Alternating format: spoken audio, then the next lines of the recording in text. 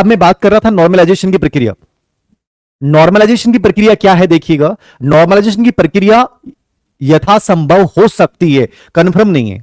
अब कैसे हो सकती है, इसका एक रीजन बता दूं मैं आपको कि नॉर्मलाइजेशन प्रक्रिया वैसे पात्रता परीक्षा में होनी नहीं चाहिए, पात्रता परीक्षा में, लेकिन आपके 3 पेपर हुए लेवल फर्स्ट के अलावा, 23 तारीख को शाम को, 24 तारीख को, दोनों, ये तीनों पेपरों में देखोगे तो 23 तारीख को जो शाम का पेपर हुआ है वो हार्ड लेवल का था।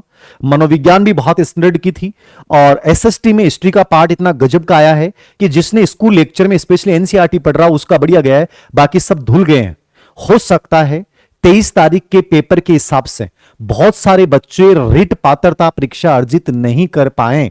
ये कोई बड़ा मुद्दा नहीं है। ये साइकोलॉजी में आप अच्छा नहीं कर पाए हैं और हिस्ट्री में अच्छा करने का मतलब ही नहीं है, क्योंकि वो पेपर गजब का आया, पूरा एनसीईआरटी से उठाया है पेपर एकदम से। तो हो सकता है 23 तारीख शाम वाले पेपर में बहुत से बच्चे रिट पात्र परीक्षा पास ही नहीं कर पाए। एक बड़ी संख्या का एक बड़ा वर्ग रिट पात्रता परीक्षा से वंचित हो सकता है।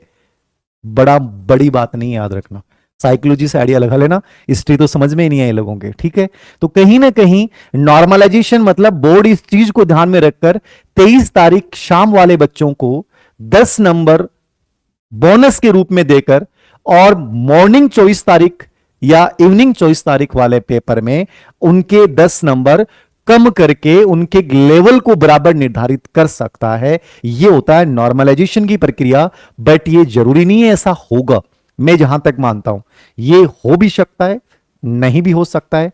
बट मेरा विश्वास यह है कि हमसे जुड़े हुए सभी बच्चे जिन्होंने अवनी एजुकेशन पे विश्वास दिलाया है, विश्वास रखा है, उन सब की पात्रता परीक्षा बहुत अच्छे नंबर से हो रही है। साइकोलॉजी सबकी बहुत गजब गई है, जबकि लेवल